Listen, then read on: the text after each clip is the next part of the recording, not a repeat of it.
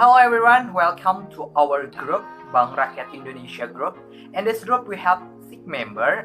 It's me, Agi Atoba Hidayat, Dandi Prayogo, Desi Miranti, Dari Indrayana, Faridjuani Sulaiman, and the last one is Aditya Putri.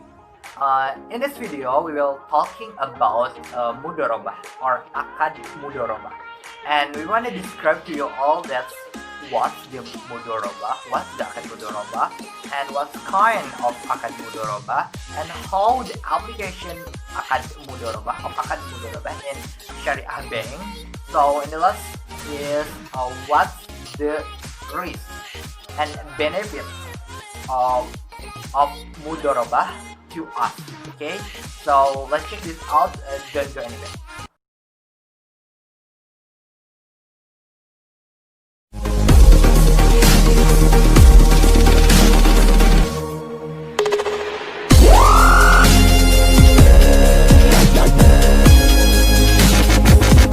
Assalamualaikum warahmatullahi wabarakatuh. Di sini saya akan menjelaskan tentang prinsip akad mudharabah di perbankan syariah. Mudharabah berasal dari kata dab yang artinya memukul atau berjalan. Secara teknis, mudharabah adalah akad kerjasama antara dua pihak, di mana pihak pertama menyediakan seluruh modal, sedangkan pihak lainnya menjadi pengelola. Keuntungannya dibagi menurut kesepakatan yang ditetapkan dalam kontrak, sedangkan kerugiannya ditanggung oleh si pemilik modal selama kerugian itu bukan dari kelalaian pengelola. Transaksi jenis ini tidak mewajibkan adanya wakil dari si pemilik modal dalam manajemen proyek. Sebagai orang kepercayaan, si pengelola harus bertindak hati-hati dan bertanggung jawab atas kerugian yang akan terjadi atau kelalaian dan tujuan penggunaan modal untuk usaha halal. Sedangkan si pemilik modal diharapkan untuk mengelola modal dengan cara tertentu untuk menciptakan laba yang optimal. Cukup sekian dari saya.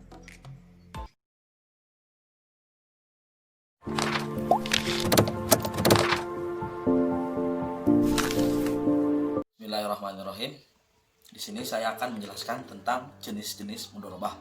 Yang pertama, jenis mudharabah itu ada mutlaqoh, yang kedua ada muqayyadah.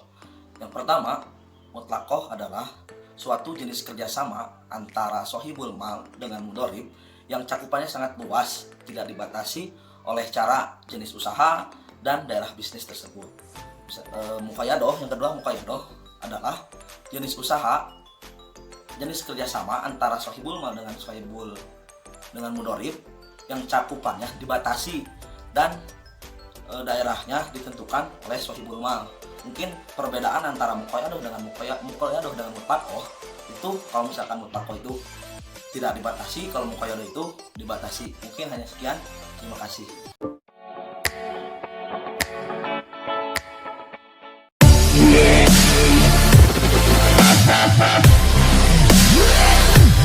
Bismillahirrahmanirrahim. Seperti yang sudah kita ketahui bahwa penerapan mudharabah di perbankan syariah yaitu melalui produk-produk pendanaan dan juga pembiayaan. Nah, di sini saya akan menjelaskan salah satu produk pendanaan di Bank Syariah Mandiri. Salah satu produk pendanaan di Bank Syariah Mandiri yaitu tabungan mudharabah. Nah, apa sih tabungan mudharabah itu?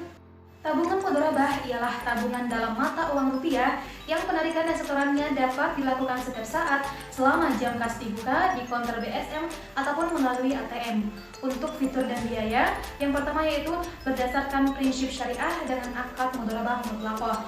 Kemudian yang kedua, bagi hasil yang kompetitif, kemudian online di seluruh outlet BSM, kemudian fasilitas Mandiri Syariah Debit yang berfungsi sebagai kartu ATM dan debit dan kartu potongan harga di merchant yang telah bekerjasama dengan Bank Syariah Mandiri.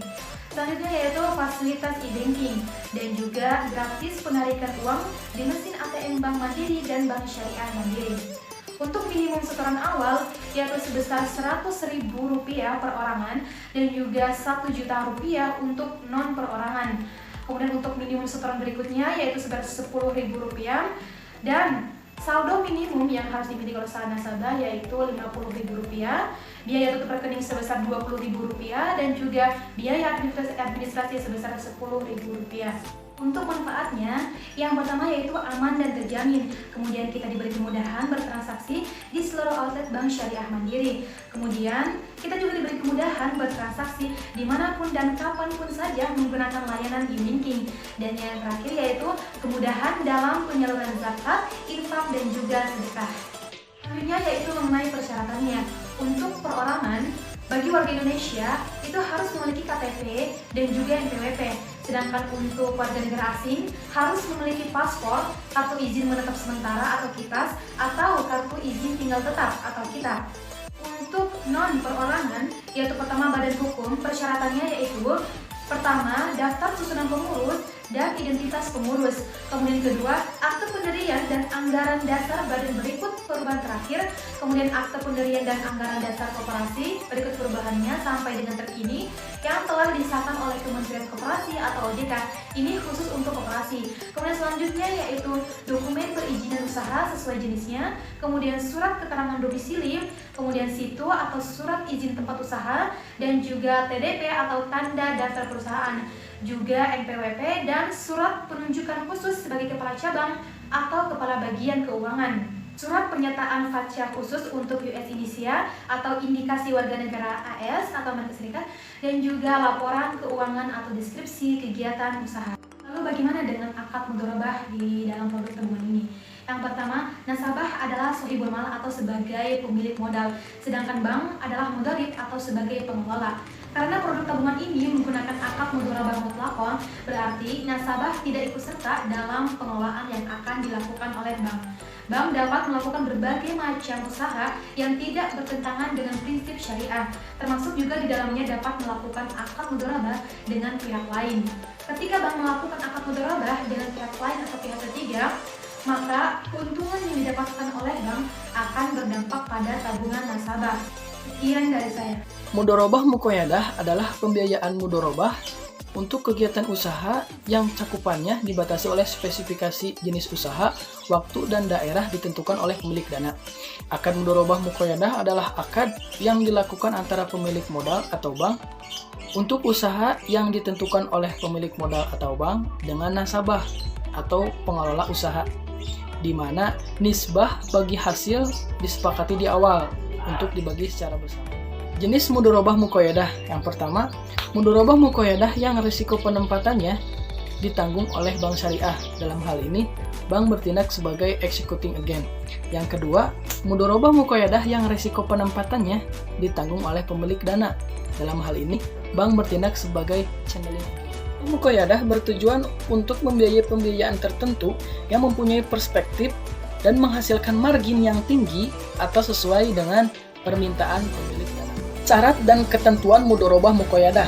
Yang pertama, diperuntukkan bagi perorangan maupun badan usaha seperti CV, PT, firma, koperasi, yayasan, dan lain-lain. Yang kedua, jangka waktu. Bagi bank yang bersifat executing agent minimal 1 bulan. Bagi bank yang bersifat channeling agent sesuai dengan permintaan nasabah. Jangka waktu pembiayaan, pembayaran dana, pembagian keuntungan ditentukan berdasarkan kesepakatan bank dan nasabah. Yang ketiga, nominal. Untuk nominal mudharabah muqayyadah minimal 100 juta rupiah. Yang keempat, pembayaran bagi hasil. Pembayaran bagi hasil atau margin sesuai dengan realisasi pembayaran dana yang diperoleh dari investasi terkait. Contoh sederhana mudharabah muqayyadah. Kamu mempunyai ternak bisnis ikan. Lalu kamu melakukan akad mudharabah dengan salah satu investor. Nah, investormu berhak untuk mengintervensi bisnis kamu sehingga ia dapat merubah sistem dalam bisnis kamu, semisal cara penjualan, rekrutmen SDM, pengelola keuangan, dan lain sebagainya. Tapi tenang, kamu mempunyai hak untuk mengelola bisnismu kok. Meskipun begitu, apa yang kamu lakukan perlu didiskusikan dengan investormu.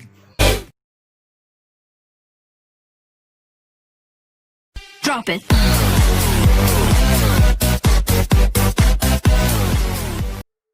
Halo semuanya, pada bagian ini saya akan membahas mengenai manfaat dari akad mudharabah jika diterapkan di bank syariah. Ada beberapa manfaat ketika akad mudharabah ini diterapkan pada bank syariah. Di antaranya yaitu bank syariah akan menikmati peningkatan hasil bagi hasil dari usaha.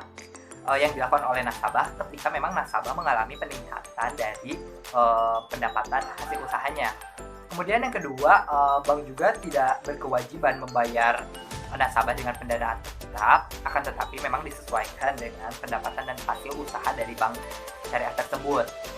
Sehingga bisa dikatakan bahwa bank syariah itu tidak akan pernah mengalami negative spread. Lalu untuk pengembalian dana pokok atau pembiayaan pokoknya, maka ini disesuaikan dengan cash flow dari si nasabah atau arus kas si nasabah. Sehingga hal ini saya kira tidak akan pernah memberatkan nasabah. Lalu ketika dalam memilih usahanya, bank syariah itu akan lebih selektif pasti dan berhati-hati mencari usaha-usaha yang memang benar-benar halal, aman dan menguntungkan. Karena keuntungan yang konkret dan benar-benar terjadi, maka itulah yang akan dibagi hasilkan dengan pemodal dan yang bekerja. Kemudian yang terakhir adalah prinsip bagi hasil mudharabah ini memang berbeda dengan prinsip bunga tetap di bank konvensional. Pada bunga tetap memang bank itu akan tetap menagih penerima pembiayaan atau si nasabah ini satu jumlah bunga tetap, berapapun itu keuntungan nasabah, berapapun itu kerugian nasabah, walaupun memang itu pada saat krisis ekonomi atau krisis moneter. Jadi bisa disimpulkan bahwasanya akad mudharabah ini sangatlah cocok bagi bank syariah. Kenapa? Karena akan saling menguntungkan dua pihak, mau itu bank yang memberikan pembiayaan atau bank yang akan menghimpun dana dari nasabah. Mungkin sekian.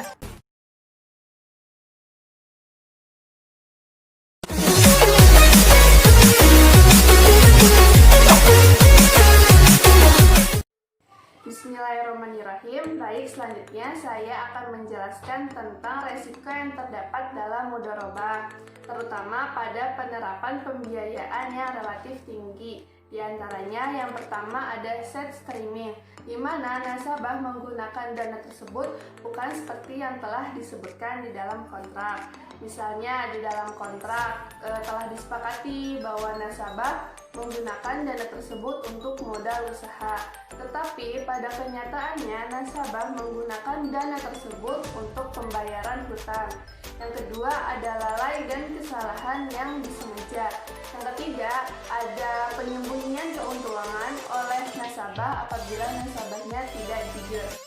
Alhamdulillahirrabbilalamin. Sekian dari kelompok kami. Maaf apabila ada kesalahan. Wassalamualaikum warahmatullahi wabarakatuh.